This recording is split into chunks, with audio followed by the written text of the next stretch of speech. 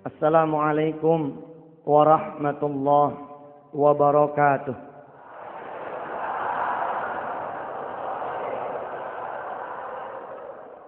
Allahumma salli wa sallim wa barik ala sayyidina Muhammad wa alihi walhamdulillahi rabbil alamin. Beberapa minggu terakhir saya banyak didatangi oleh keluarga-keluarga yang mengadu ini, mengadu itu. Coba dah kita bahas bagaimana sih caranya menjadi keluarga yang sakinah, mawaddah, warahmah. Barangkali ibu bapak ada yang mengenal keluarga saya. Boleh ditanya dah sama istri saya. Selama 7 tahun saya menikah kurang lebih dengan istri saya. Barangkali tidak ada satu hari pun saya yang berantem sama istri saya. Iya, kadang-kadang saya ngomong sama istri gitu, "Mah, ribut yuk," gitu. Belum pernah ribut nih. Kadang-kadang kalau ngeliat orang lain kan ada yang rumah tangganya tiada hari tanpa ribut, tiada hari tanpa mengeluh, tiada hari tanpa teriak susah. Apakah Ustadz keluarga tidak susah? Ya ampun ibu. Kalau tahu mah gitu. Cuma kadang-kadang nih mulut menyampaikan keluhannya kemana? Menyampaikan keluhannya ke Allah. Istri saya walaupun usianya jauh dari saya ya, tahun 99 kami menikah. Tapi kesabaran istri saya subhanallah. Dia kalau ada sesuatu yang tidak dia sukai dari saya, umumnya itu paling cepat 1 hari dia baru mengemukakan kepada saya. Tidak langsung diserang gitu. Kan banyak ya, bukan di sini nih. Banyak ada yang tidak suka aja langsung menyerang. Dia tidak, dia tahan dulu. Lalu saya tahu rahasianya. Kenapa dia bisa menahan dulu? Dia milik ke Allah dulu. Kan ilmunya begitu tuh. Kalau punya masalah ke Allah dulu. Kalau ada yang digelisahin ke Allah dulu. Kalau ada yang dikeluhin ke Allah dulu. Nah termasuk ketika dia gelisah, misalkan ada sikap saya, ada SMS yang nyelonong masuk, ada perempuan dari Medan bawa koper, pengen minta dilamar sama saya. Bener ibu. Kalau istrinya orang lain pingsan tuh, bawa koper udah siap-siap. Kalau tua mah kagak sebanding nih. Ini kan repot urusan. Enggak tuh. Istri saya santai gitu. Baru sehari 2 hari baru bilang dah, "Kak, kemarin ada yang datang tuh." Gitu. Kapan? Nah, baru cerita. Tapi suasana udah dingin, udah adem. Kita cerita deh, bagaimana membangun keluarga sakinah. Barangkali keluarga saya bukan keluarga yang harus dicontoh. Masih banyak lagi keluarga-keluarga yang mesti dicontoh yang jauh lebih lama daripada saya. Dan yang harus lebih kita contoh lagi siapa? Tentu saja Rasulullah Sallallahu Alaihi Wasallam. Tapi baik, kita coba kupas walaupun tidak berurutan. Kita berdoa pada Allah, mudah-mudahan bukan cuma rumah tangga kita yang bahagia, tapi juga rumah tangga anak mantu kita, ya, cucu ibu barangkali berumah tangga, mudah-mudahan kita doakan menjadi rumah tangga yang sakinah, mawaddah, warahmah. Allah menjadikan rumah tangga kita seperti rumah tangganya Yusuf dan Zulaikha, seperti rumah tangganya Nabiullah Adam dan Hawa, seperti rumah tangganya Nabi Allah Muhammad sallallahu alaihi wasallam dengan Khadijatul Kubra. Itu yang kita kemudian dengar ketika dulu kita menikah gitu. Dalam doa yang dibacakan di khutbah nikah, dalam doa yang dibacakan oleh kiai-kiai ketika kita kemudian melangsungkan pernikahan. Suatu hari seorang suami yang datang kepada saya. Terus dia bilang, "Ustadz, kenapa saya punya rezeki kok kayaknya enggak pas gitu." Enggak pas bagaimana? Ya nggak pas sama pendidikan saya, nggak pas sama apa yang saya inginkan. Ada nggak jalan keluarnya supaya pekerjaan yang saya inginkan itu dapat dan sesuai dengan apa yang saya harapkan. Di dalam surah Ibrahim Allah menyatakan di sana, "Qul ya ibadiyalladzina amanu yuqimus shalah." Nomor 1, perhatiin sholatnya. Sehingga dalam konselingan tersebut saya bilang begini sama tuh orang, "Pak, sholatnya bagaimana? Udah pas apa belum?" Maksudnya Ustaz, iya, udah sholat di tepat waktu belum? Berjamaah atau tidak? ngidupin sholat-sholat sunnahnya apa kagak. Kalau koreksian ini berhenti di jawaban dia kagak, mendingan pulang dulu. Ini dulu diberesin. Jangan melangkah ke yang lain dulu. Qul ya ibadiyalladzina amanu yuqimus shalah. Benerin dulu sholatnya. Itu saja Ustaz. Itu dulu, bukan itu saja. Masih ada yang lain. Nanti hitung, saya bilang. Ini hari apa, tanggal berapa, persis sebulan datang kemari lagi. Nanti kita akan kasih tips yang lain. Terus sekarang kerja di mana? Sekarang nggak punya kerjaan Ustaz. Loh, bukan cuman nggak pas dong berarti. Nggak punya kerjaan juga. Iya Ustaz. Ya sudah. Kalau memang begitu, benerin sholatnya dulu. Pulang dia. Kira-kira dapat berapa lama sesuai dengan yang dijanjikan, dia datang lagi. Datang udah lain tuh. Sebelumnya nggak bawa apa-apa. Kemudian pas datang lagi bawa anggur, bawa segala macam. Mukanya juga terang. Begitu baru datang langsung ngacungin jempol 2 biji. Apa dia bilang? Top dah Ustaz. Top. Top apanya? Emang sholat nomor 1 dia bilang. Saya datang Senin. Saya pengen rizki dari Allah. Tapi dipanggil sama Allah agak mau. Hayya alal falah. Ayo sini saya bagi kebahagiaan kata Allah. Tapi kita nyari kebahagiaan dengan jalan kita. Enggak ketemu.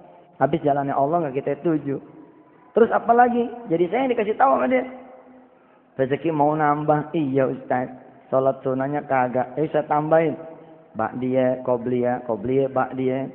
Sholat duha, sholat hajat, sholat taubat, birrul walidain. Macam-macam dah. Sampai sholat malam. Apa yang terjadi? Selasa, Rabu, Kamis, Jumat. Kemudian dia ada panggilan kerja. Yang gajinya 2 kali lipat daripada gaji yang dulu terakhir dia terima. Nomor 1. Kalau keluarga mau sakinah, hidupin tuh yang namanya sholat dengan benar. Omong kosong dah. Omong kosong. Rumah yang dibangun, tapi ahli rumahnya ini tidak menjadi orang-orang yang ahli sholat. Atau sholat, tapi melalaikan sholatnya. Kenapa sholat begitu penting? Banyaklah sudah penjelasan yang lain. Saya ingin menjelaskan yang ada kaitannya dengan ekonomi. Banyak dari kita yang beranggapan sholat hanya punya dimensi akhirat. Nggak punya dimensi dunia. Siapa yang bilang? Kita kagak sholat berjamaah nih laki-laki ini. Kita bakal dibagi pembilang 27 pembilang. Rezeki kita. Kan sholat berjamaah. Kata Allah lewat Rasulnya dikali 27 kali lipat. Kalau kita tidak sholat berjamaah, maka dibagi rezeki kita jadi dibagi 27 kali lipat. Misalkan ada ya ayah muda punya gaji 2,7 juta. Tapi kalau dia tidak ahli sholat berjamaah, sisa bulanan itu cuma voucher doangan. 100.000. Kenapa? 2,7 dibagi 27 jadi tinggal 100.000. Lalu bagaimana dengan yang sholat berjamaah rajin? Orang yang rajin sholat berjamaah maka rizkinya akan dilipat gandakan sama Allah 27 kali lipat. Lah kalau rizkinya udah banyak kan secara fondasi finansial, maka ini akan berpengaruh pada kesejahteraan rumah tangga. Jangan lupa kita butuh yang disebut dengan kesejahteraan spiritual saja, tapi juga kesejahteraan finansial. Ada cerita seorang sopir, dia ikut dengan kiai di salah satu daerah di Jawa Timur.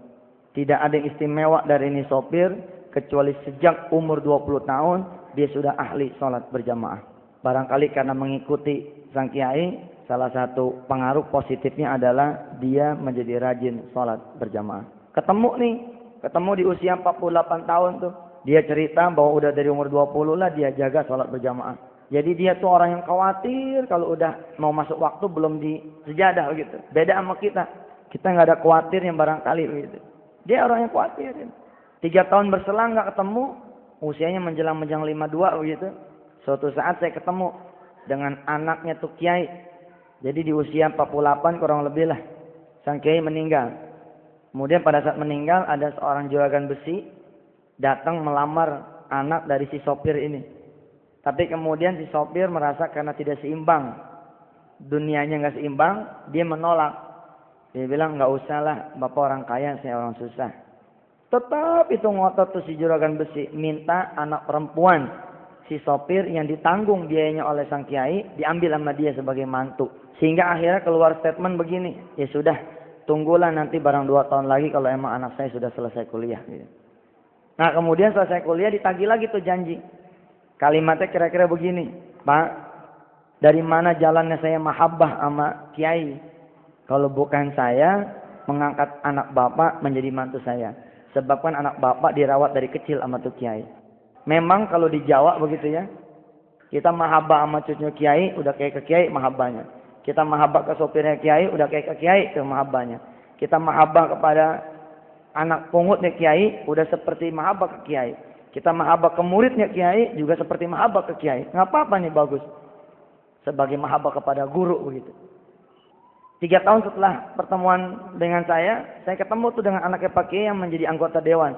Terus dia bilang begini sama saya, Mas, masih kenal nggak masih Anu gitu? Iya, kenapa? Itu supir ente kan? Wah, sekarang udah jadi orang kaya. Jadi orang kaya bagaimana? Subhanallah. Ketika jadi besan, beliau dibangunkan rumah, kemudian disewakan sawah buat ladang kehidupan. Kemudian dipergiin haji, total pemberian dari keluarga nih besan, di jumlah jamle begitu, kira-kira hampir 500 miliar rupiah.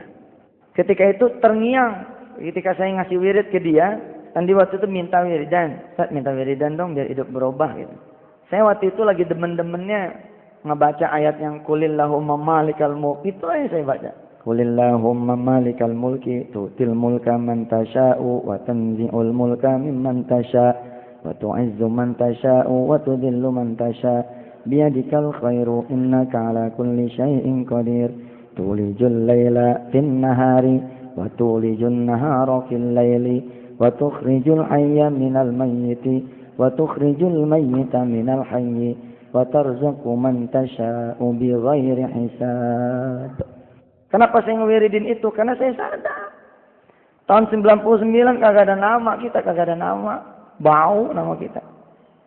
Habis diomongin orang. Lah yang bisa mengangkat nama kita siapa? Allah.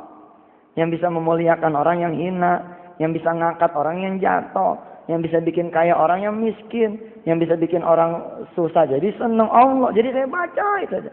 Selain saya berharap fadilah dari baca Quran, saya juga berharap ada satu keyakinan di diri saya yang tumbuh bahwa insya Allah kalau Allah menghendaki kamu akan jadi.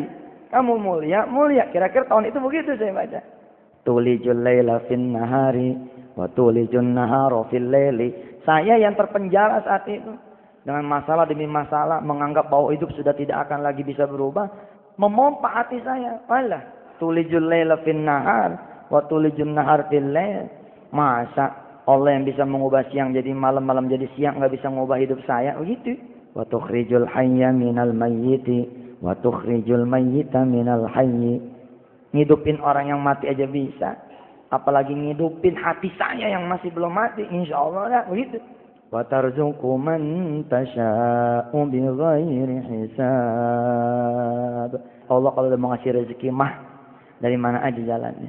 Tapi terngiang sama saya saat itu, si sopir ini bilang begini, kalau wirid makali saya orangnya kurang nih, dia bilang. Kalau ngejaga salat berjamaah aja udah cukup Ustaz. Wah, saya bilang tuh lebih hebat daripada wiridan saya. Ya udah itu aja Pak. Ya itu aja kali ya. Gitu. Terus saya mencoba balik ke belakang. Ketika anaknya Pak Kiai ini almarhum cerita kepada saya bahwa hidupnya berubah, saya bilang nih sama beliau, oh bisa jadi engkau berubah. Dahsyat begini karena Allah rupanya sudah memberi itu tabungan dia sekian puluh tahun.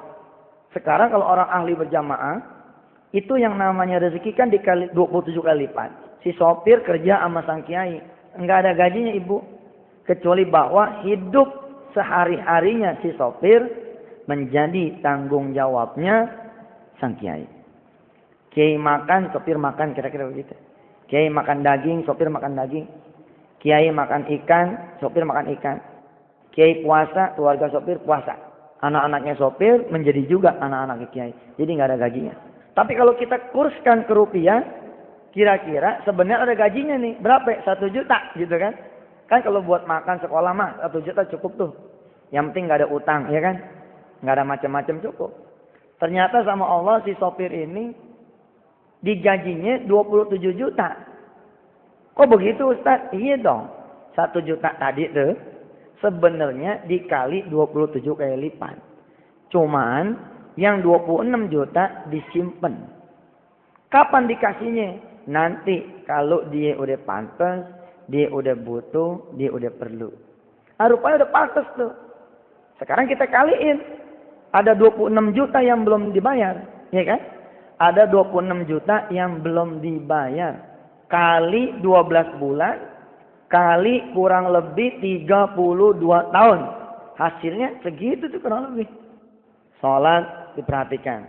Kalau mau seorang ayah, kalau mau secara finansial meningkat, perhatikan sholatnya. Di sini ada seorang ayah, salah satu kebiasaan beliau yang saya kagumin. Ketika saya kenal dengan beliau apa? Dia nenteng anaknya sholat subuh ke masjid. Enggak semua ayah bisa nenteng anaknya itu ke masjid sholat subuh. Sebab apa? Dianya juga kagak ke masjid. Boro-boro gitu ya. Boro-boro nenteng anaknya ke masjid. Dia juga kagak. Waktu saya ke toko buku di Bilangan Senen. Itu saya baca sebuah puisi yang air mata saya netes saat itu. Waktu itu saya punya anak satu tuh. Si Wirda. Belum ada yang kedua. Saya berdoa waktu itu kalau dapat anak lagi mudah-mudahan laki-laki gitu. Tapi ternyata Allah belum percaya saya dapat laki-laki. Masih dapat yang perempuan. Jadi masih yang paling ganteng di rumah. Masih jadi yang paling ganteng. Saat itu saya baca tuh. Dia bilang begini nih, kata nih orang. Aduh enaknya bagi orang yang bisa bangun pagi. Aduh betapa bahagianya orang-orang yang bisa melihat fajar. Betapa bahagianya orang-orang yang bisa melangkah sholat subuh, masjid, menghirup udara segar, merasakan desiran angin, merasakan segarnya udara pagi. Betapa indahnya kubayangkan, begitu dia bilang. Tangan kanan menenteng istri, tangan kiri menuntun anak. Betapa enaknya seorang ayah yang bisa bercanda dengan anaknya ke masjid. Pokoknya dia jabari tentang keluarga dah gitu. Buntutnya apa coba?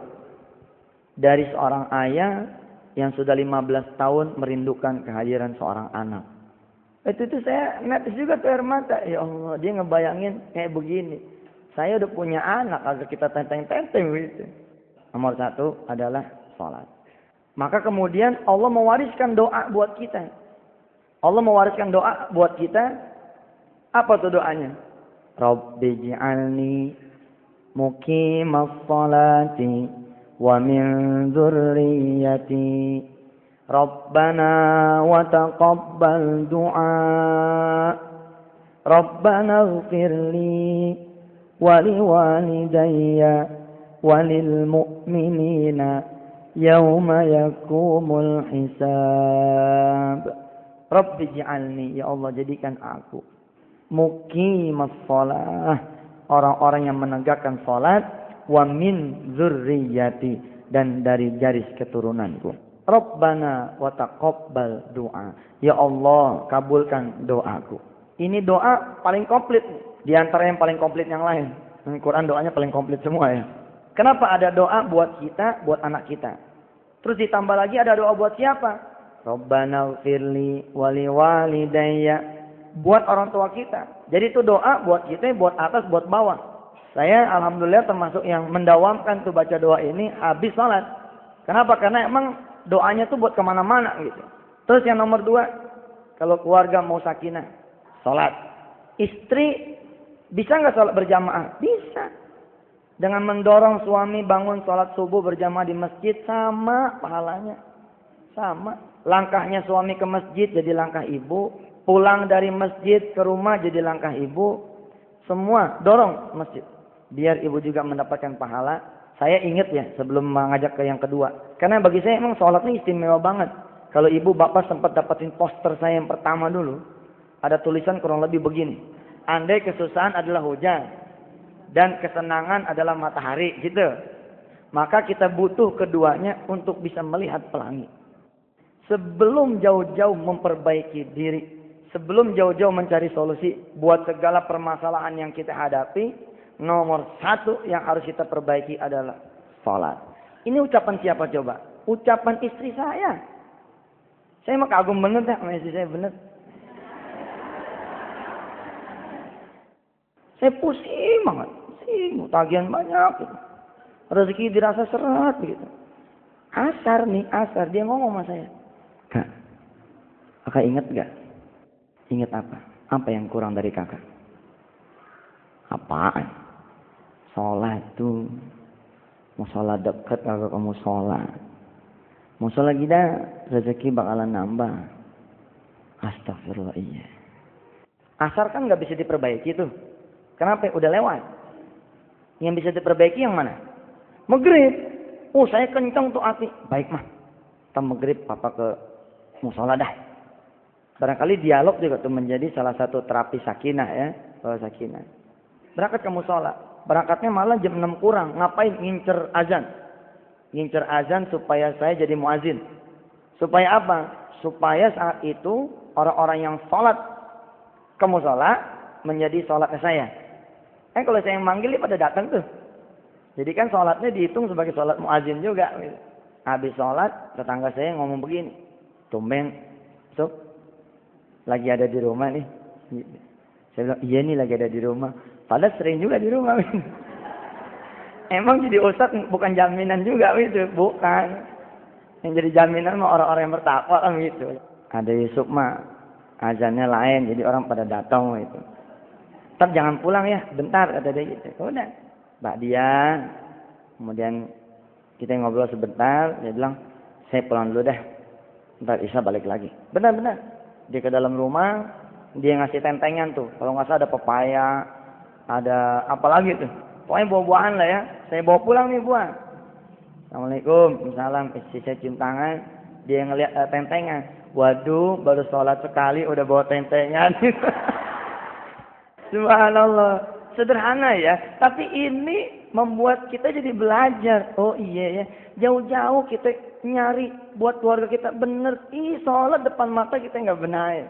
Kita bangun malam Pak. Bangun malam berdua sama istri kita baca. Ya Allah berdua enak. Bener. Berdua gitu kita ngaji ini.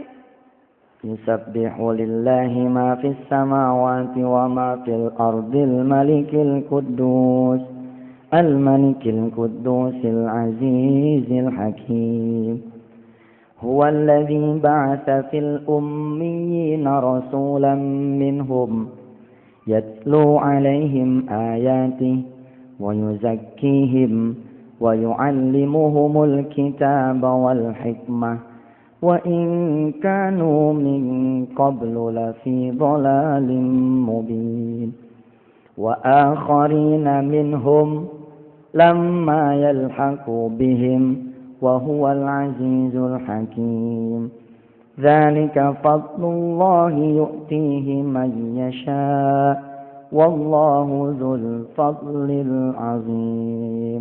Allahu Akbar. Salat apa? Salat malam berdua imamin nih. Kan Rasulullah bilang, kalau ayah yang bangun duluan, bangunin ibu. Kalau ibu yang bangun duluan, bangunin bapak. Gitu kan? Ngapain? Datang padaku kata Allah. Ada satu saat kata Rasulullah, doa tidak akan pernah tidak dikabulkan. Kapan? Yaitu ketika an-nasu niyamun. Manusia tertidur, situ pada bangun meminta sama Allah. Salat tahajud. Suatu waktu kita sholat tahajud, saya, istri saya, si Wirda. Begitu assalamualaikum, assalamualaikum warahmatullahi, assalamualaikum warahmatullahi. Si Wirda di tengah nih dengan mukenanya anak kecil, pakai mukena tidur gitu. Kayaknya bahagia gitu, adem. Pokoknya yang penting kita duit banyak, sholat berjamaah dah gitu aja. Duit banyak, utang nggak ada, sholat kejaga, udah cukup dah. Masuk yang kedua, terapi buat keluarga yang sakinah apa? Coba cek masalah sedekahnya. Qul ya ibadiyalladzina amanu yuqimus shalah wa yunfiqu mimma razaqnahum min qabli an ya'tiya yaumun la bay'un fihi wala khilal. Jadi selain kata Allah, syarat orang beriman mengerjakan sholat, dia kudu merhatiin sedekahnya. Qul ya ibadiyalladzina amanu yuqimus shalah wa yunfiqu mimma razaqnahum sirran wa alaniyah min qabli an ya'tiya yaumun la bay'un fihi wala khilal. Perhatiin tuh, kita nggak mau sedekah. Sebab apa? Sebab kita suka merasa, ya Allah Ustaz, kayaknya buat kebutuhan rumah tangganya udah pusing. Bagaimana kalau kita perhatiin orang, dari mana jalannya itu? Padahal kata Allah ada rahasia yang luar biasa. Kita mengaitkan nih sedekah dengan kesejahteraan finansial buat keluarga yang sakinah.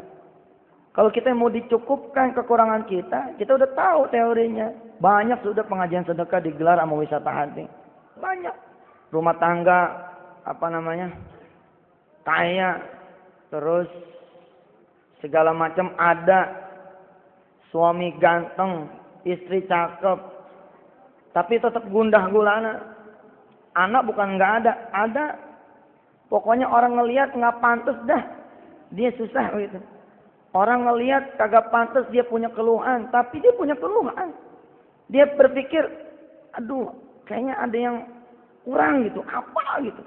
Suatu saat nih orang, saya menyebut dalam buku saya tuh, waktu itu saya nulis buku judulnya Uang Gampang Dicari, Belajar Mencari Cinta dari Guru Kehidupan. Kita sang pencinta ini. Terus di situ diceritakan satu kisah yang memang ada di tengah-tengah masyarakat. Bagaimana orang-orang yang kering hatinya, yang kering jiwanya, justru di tengah mestinya orang lihat dia bahagia. Banyak wanita-wanita menangis di istananya. Banyak laki-laki yang termenung di dalam kantornya megah. Iya kan? Nah, barangkali kita bisa cek dari yang satu ini, berbagi. Kisah ini barangkali belum pernah saya ceritakan. Jadi suatu pagi dia lari pagi nih. Karena begitu dia datang ke seorang psikolog, apa kata psikolog? Barangkali Anda kurang olahraga kali. Sehingga kemudian jiwa tidak seimbang. Ya psikolognya bukan ustaz kan gitu. Tapi bahwa olahraga itu juga menjadi sebuah terapi sakinah, benar. Cuman kita ngupas dari sisi yang lain gitu. Begitu lari pagi, ini kompleks estate dia lah. Nah di mana-mana nih di Jakarta dan tanah air, emang kita tuh ngelihat dengan telanjang ya perbedaan status sosial gitu. Depan rumah mewah gitu, belakang rumah kumuh gitu. Dilihat udah nggak ada enaknya apa, RSSSSS itu. Apa tuh singkatannya? Rumah sangat-sangat sempit sehingga susah sekali selonjor. Iya. Jadi ketemunya WC lagi gitu. Subhanallah. Nih, begitu dia lari pagi muter, dia ngeliat ada seorang ibu nangis. Bingung nih, ada orang subuh-subuh begini nangis. Jalan lagi dia, lari. 2 putaran masih ngeliat nih ibu. 4 putaran agak tahan dia. Kagak tahan dia nanya. Ibu, kenapa nangis? Gelap-gelap begini nangis. Si ibu dongakin kepalanya ngelihat nih orang, dia jawab, saya habis dipecat. Bingung dia. Habis dipecat subuh-subuh begini siapa yang mecat? Dia duduk juga tuh, duduk dengan anduknya, duduk dengan pakaian trainingnya. Di samping nih ibu, sesuatu yang belum pernah barangkali dia lakukan. Lah kalau kita emang temannya orang miskin lolo, kebegal sama dia emang. Lah kalau dia pada orang kaya, belum tentu gitu. Maaf ya, banyak lah sekarang orang kaya yang soleh, banyak. Tapi saya mengingatkan, barangkali kita berbagi kurang. Sehingga pemenuhan hati baru sebelah. Lihat komposisinya. Qul ya ibadiyalladzina amanu yuqimus shalah wa yunfiqu mimma razaqnahum. Kalau salat doang, ke Allah doang, sebelah kita. Sebelah yang penuh. Sebelah lagi belum. Maka kalau mau komplit, sedekah, sholat, sedekah, sholat, sedekah, sholat, sholat, sedekah, sholat, sedekah, sholat, sedekah. Begitu, komplitin. Dia duduk sama si ibu yang miskin nih. Terus dia ngomong, kok pagi-pagi dipecat? Emang ibu kerja apa? Terus dia bilang, saya buruh cuci pak. Loh kok ada buruh cuci pagi-pagi dipecat? Bagaimana ceritanya sih? Pak, saya udah 4 hari gak masuk. Habis bagaimana? Anak meriang. Suami juga sakit. Saya bingung. Mau jalan juga bingung. Ninggalin mereka berdua. Apa ya tega saya nyuci. Sementara mereka berdua susah butuh saya. Namanya simpanan lagi ada pak. Saya mencoba tidak kerja dulu dah gitu. Oh rupanya dia buruh cuci harian. Lah terus pagi-pagi pak sebelum subuh emang saya biasa datang. Saya datang ke rumah majikan saya. Begitu dibuka pintu, apa kata majikan saya? Maaf, udah ada yang baru. Udah begitu doang. Hati saya sedih. Padahal saya berharap cuma 25.000 saya bisa bawa pulang nih pagi ini.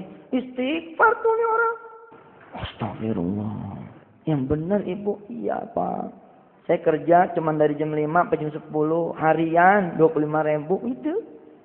Udah nyapu ngepel ngegosok dah jam 10 kelar kan gitu ya. Sekarang kan banyak tuh buruh-buruh rumah tangga yang harian begitu sifatnya, nggak tinggal di rumah. Terus suami beneran sakit. Iya Pak, sakit. Anak sakit.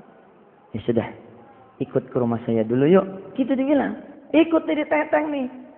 Istrinya bingung. Si bapak lari pagi pulang bawa nenek-nenek. Apa kata si suami? Nih, bikinin teh anget. Gorengin pisang. Apa kayak ayo pagi-pagi ini. Terus kita mandi dah. Istrinya bingung, benar-benar bingung istrinya. Ngapain itu?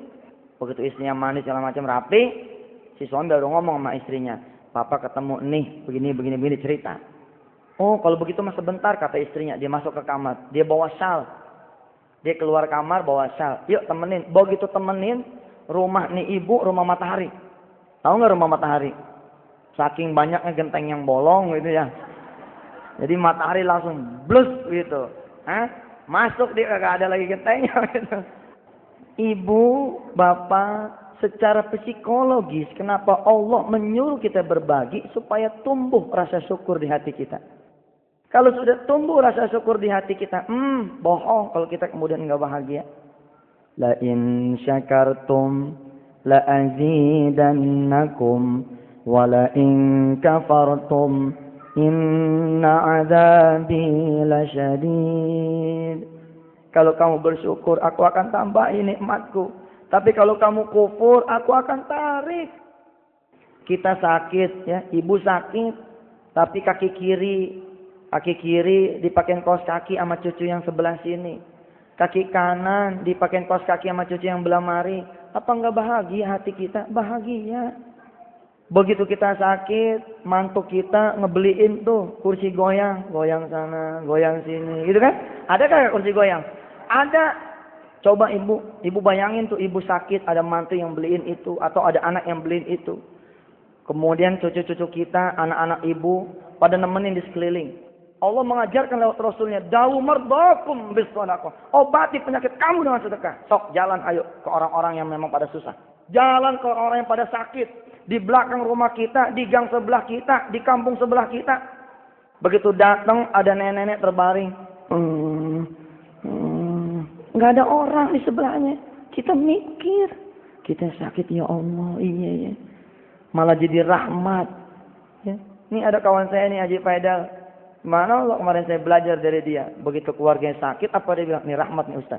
Keluarga saya jadi pada ngumpul. Biasanya cuma pengajian bulanan gitu kan. Atau pengajian mingguan. Ini kadang-kadang tiap hari berganti. Apa nggak berkah tuh? Jadi berkah penyakit kita. Begitu kita ngeliatin nenek. Ya Allah kayak begini sakit. Nggak ada orang. Coba. Kan bersyukur tuh hati. Begitu hati bersyukur timbulnya apa? Iya penyakit saya emang gak ada apa-apanya dah. Gitu. Kita jalan lagi ketika kita sedih. Jalan kemana? Ke rumah sakit. Masuk ke ruang ICU. Tanya orang-orang yang udah bakalan dipotong itu kakinya. Kita liatin tuh, bayangin. Kita punya utang 200 juta. Kita masuk ke dia, kita bisikin. Tuker yuk. Saya aja yang dipotong kakinya. Tapi situ jadi saya ya. Utang 200 juta. Saya rasa mau dia. Bener. Mau. Buat apa? Kalau nggak punya kaki, maaf ya. Maaf buat orang-orang yang memang tidak punya kaki. Ya, barangkali itu adalah sebuah ujian dari Allah. Tapi ini kan terapi buat kita. Kita jalan ke orang-orang yang lebih susah lah. Jadi secara psikologis, berbagi itu akan menjadi fundamental bagi sebuah keluarga yang sakinah. Karena rumah tangga ini berhenti dari mengeluh. Kenapa? Karena dia melihat ada orang-orang lain yang lebih susah dari dia. Termasuk nih orang. Begitu dia masuk ke rumah si ibu tadi. Dia ngelihat bapaknya lagi dikompres pakai anduk. Anak kedua sebelah lagi. Apa dia bilang? Udah. Mulai sejak ini, ibu nanti kerja sama saya. Tapi nggak usah sekarang. Sembuhin aja dulu semua yang ada di sini nih. Berhari-hari sampai beberapa minggu begitu. Ini orang mendapatkan kesegaran baru. The new look. Ada penglihatan yang baru. Fresh. Ternyata apa dia bilang? Benar. Berbagi akan memenuhi hati kita begitu menjadi penuh. Kita ya Pak jajal dah. Bawa makanan, ayam goreng gitu ya. Yang dibumbuin. Terus bawa tempe apa segala macam. Cari rumah tangga yang udah nggak ketemu makanan. Percaya nggak omongan saya? Nih, begitu kita kasih makanan sama dia, keluarga itu kan tersenyum mereka tuh. Ada yang bawain makanan, siapa yang bahagia duluan coba? Sebenarnya yang bahagia duluan kita ngelihat dia pada ketawa tuh. Ya Allah, mana lu? Nomor 2, selain sholat adalah Kemudian yang ketiga, kata Allah, kalau kita punya keluarga nih, kita punya diri, kita punya hidup, mau senang, mau bahagia, jangan kebanyakan ngelihat bintang di langit. Paham? Capek. Sekali-sekali ngelihat kerikil, ngelihat pasir. Apa tuh maksudnya? Jangan kebanyakan ngelihat pakaian orang. Jangan kebanyakan ngelihat ekonomi orang yang lebih di atas. Jangan kebanyakan ngelihat karir orang yang lebih bagus. Jangan kebanyakan ngelihat proyek orang yang lebih banyak. Jangan melihat gaji orang yang lebih tinggi daripada kita. Lihatlah orang yang di bawah dari kita. Itu yang akan lebih menenteramkan hati. Toha ayat 131 kalau tidak salah. Apa di sana dinyatakan? Wala tamuddanna ainaika ila ma matta'na bihi azwajan minhum zahratal hayatid dunya linaftinahum fi. Wala tamuddanna ainaika. Jangan panjangin angan-angan Anda. Jangan panjangin mata Anda. Kemana? Ila ma matta'na bihi azwajan minhum zahratal hayatid dunya. Kepada orang-orang yang lebih banyak bunga dunianya. Saya nulis buku lumayan banyak lah. Di salah satu tulisan saya ada tulisan yang menarik. Yang mengajarkan kepada kita. Banyak-banyaklah melihat kelebihan kita. Jangan kekurangan kita. Dan sedikitkan hati kita untuk melihat orang lain yang lebih di atas. Ada dua sahabat perempuan. Ketemu di pasar. Ibu, bapak, sahabat lama nih. Teman SMP, SMA, lama gak ketemu. Begitu lama gak ketemu di pasar kan seneng tuh, bahagia ya. Pelokan berdua saling bertanya. Sambil jalan di pasar, salah satu topik pertanyaannya masalah rumah. Di mana tinggal sekarang? Di mana suaminya sekarang? Yang satu nih, orang kaya nih yang satu. Yang satu dari dulu orang pas-pasan. Si orang yang pas-pasan bilang, rumah saya deket di sini. Kata orang yang kaya nih, kita jodoh lagi nih, jadi sahabat lagi nih, udah lama gak ketemu. Sebab saya juga di sini juga tinggalnya, belum lama dan belum ditempatin rumahnya gitu. Kata yang kaya, boleh dong ajak saya kenalan sama suami kamu, kenalan sama anak-anak kamu. Kamu anaknya berapa? 2. Begitu nyebut anaknya 2, si perempuan yang kaya ini nunduk, begini. Dilihat dong yang miskin. Tapi untuk mengalihkan pembicaraan supaya jangan ngomong masalah anak, yang kaya nanya lagi.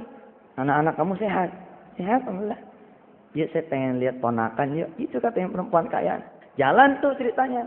Yang keluarga miskin ini, keluarga pas-pasan dari dulu emang udah sombong orangnya. Nggak pengen ketahuan kalah gitu. Pokoknya pengennya menang. Dia mikir sepanjang di jalan. Rumah mana yang bisa gua tunjuk ya gitu. Iya, nggak pengen diketahui begitu. Sebenarnya kalau tidak pengen diketahui kefakiran, bagus. Tapi kalau buat sombong aja, udah mah miskin sombong mah tuh dah. Ya kan kalau kaya sombong rada pantas gitu ya. Hah? Lah miskin sombong, aduh ya Allah. Allah seneng sama orang-orang yang miskin tawadhu. Tapi Allah lebih seneng sama orang-orang yang kaya yang juga tawadhu. Allah seneng sama orang-orang kaya yang sedekah. Tapi Allah lebih senang sama orang-orang yang miskin yang mau sedekah. Dia nyari ini rumah. Celangak-celinguk. Ada nih rumah di Gembok. Ada rumah di Gembok. Apa kata si perempuan yang pas-pasan nih? Apa kata dia? Ini seharusnya ada pembantu saya di dalam. Suami saya lagi keluar, anak saya juga lagi keluar sama suami saya. Ini rumah yang jaga pembantu. Tapi kemana ya? Kok rumah pakai digembok gitu? Yang kaya tertegun. Si orang yang kaya ini, si perempuan kaya ini tertegun melihat kelakuan ini sahabatnya. Apa dia bilang? Dia buka tas. Ini bukan kuncinya. Itu. Paham nggak? Paham ya? Ini bukan kuncinya lah. Maksudnya ijajal dulu, bukan kuncinya itu. Aduh, dia bilang gitu. Kamu kok nggak berubah dari dulu? Kalau kamu ngelihat saya, barangkali saya lebih beruntung dari kamu. Tapi enggak tuh, saya melihat kamu yang lebih beruntung. Kamu punya anak 2, saya belum. Saya punya rumah begini mewahnya, begini bagusnya, yang kamu aku sebagai rumah kamu, padahal ini rumah saya. Lah ini yang saya beli, dia bilang begitu. Coba tuh ibu, Coba tuh Bapak, ada tetangga saya, alhamdulillah sekarang tuh sudah tidak lagi mengeluh. Dulu juga emang nggak mengeluh. Dua kakak beradik, pas-pasan hidupnya. Tapi tuh anak ngebrojol loh. Lah kakaknya kaya, tapi anak mampet kayaknya itu kagak keluar. Kan di sini akhirnya malah tumbuh saling berbagi gitu. Kadang-kadang adiknya nganterin ke kakaknya tuh anak supaya si kakak merasa punya anak gitu. Kemudian si kakak juga ngebantu adiknya, jadi manis gitu. Kita banyakin melihat yang di bawah kita. Kalau kita banyakin melihat yang di bawah, insya Allah, hati kita lebih banyak ademnya, lebih banyak tentremnya, lebih banyak syukurnya begitu ketimbang mengeluhnya. Terakhir, sebuah rumah tangga yang sakinah, mawaddah warahmah nggak bisa kemudian dijalankan tanpa kita mencintai Rasulullah Sallallahu Alaihi Wasallam. Apa maksudnya itu Ustaz? Banyak penjelasannya, tapi satu yang mau saya angkat adalah banyak sekali rumah tangga yang sudah tidak ada sunnah Rasulullah di dalam rumah tangga itu. Salah satunya apa coba? Yang paling gampang, baca Quran, kebiasaan Rasulullah, istighfar, apalagi tuh, mencintai salawat, terus puasa sunnah. Itu rumah hiasannya itu adalah sunnah itu hiasan tuh, sunnah tuh menjadi hiasan. Nih sunnah yang udah hilang. Sederhana ini mah. Kalau mau tidur, kita kan disunnahkan baca apa tuh? Baca kulhu, ya kan? Qul a'udzu birabbil falaq, qul a'udzu birabbin nas, disambung terus alif lam mim sampai seterusnya. Coba yuk kita baca bareng-bareng. A'udzu billahi minasy syaithanir rajim. Bismillahirrahmanirrahim. Qul huwallahu ahad.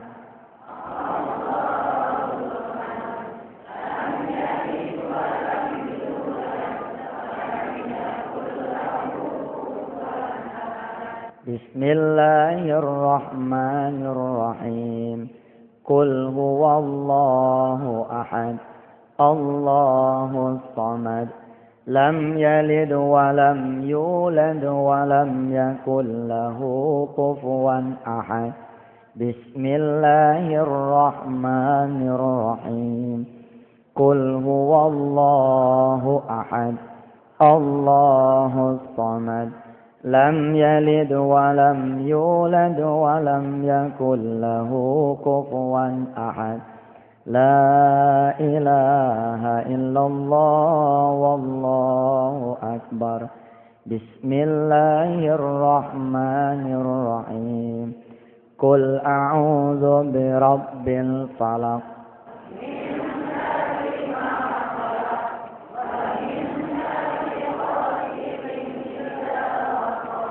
Wa min syarrin naffasati fil 'uqad.